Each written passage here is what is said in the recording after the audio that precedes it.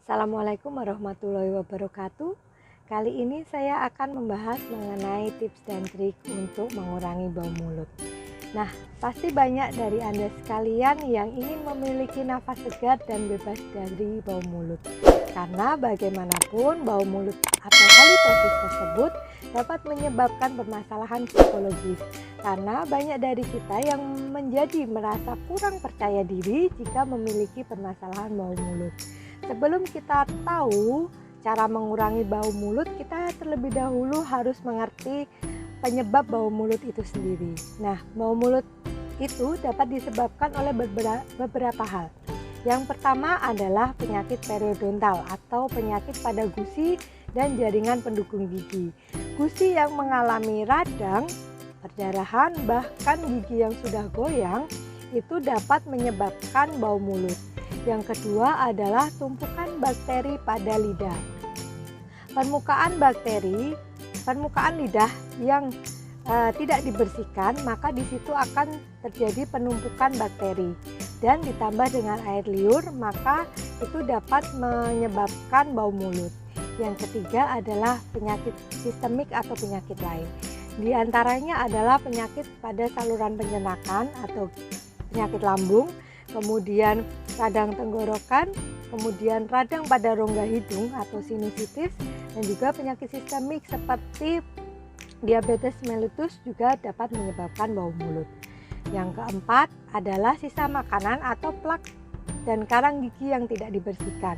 Sisa makanan yang menempel di dalam permukaan gigi terlalu lama ataupun karang gigi juga dapat menyebabkan bau mulut.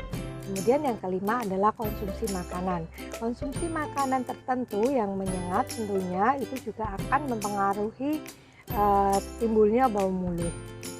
Nah, tips dan trik untuk mengatasinya adalah apabila penyebab bau mulut Anda adalah penyakit periodontal atau penyakit pada gusi atau jaringan pendukung gigi, maka yang dapat dilakukan adalah Anda dapat mendatangi dokter gigi terdekat untuk dilakukan treatment atau perawatan pada gusi ataupun jaringan pendukung gigi Anda. Jadi, di situ akan dilakukan perawatan untuk mengurangi akumulasi bakteri sehingga dapat menurunkan bau mulut. Yang kedua adalah jika penyebabnya adalah tumpukan bakteri pada permukaan lidah, maka Anda dapat melakukan pembersihan lidah dengan sikat gigi.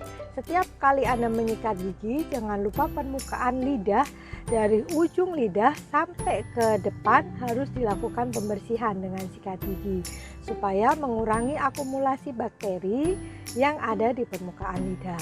Yang ketiga, jika Anda mengalami penyakit-penyakit tersebut yang saya sebutkan di atas tadi, maka dapat dilakukan konsultasi dengan dokter yang merawat Anda.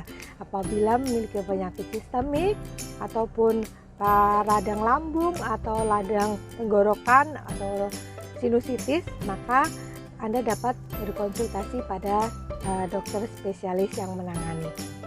Kemudian yang keempat, apabila penyebabnya adalah dari plak atau sisa makanan atau karang gigi, maka dapat dilakukan kontrol plak atau pembersihan plak dan karang gigi supaya dapat mengurangi akumulasi bakteri yang ada di dalamnya. Dan yang kelima, apabila berasal dari makanan-makanan yang menyengat seperti bawang, itu Anda dapat menghindarinya sebelum Anda bepergian ataupun untuk mengurangi bau mulut itu sendiri. Demikian tips dan trik dari saya, semoga bermanfaat.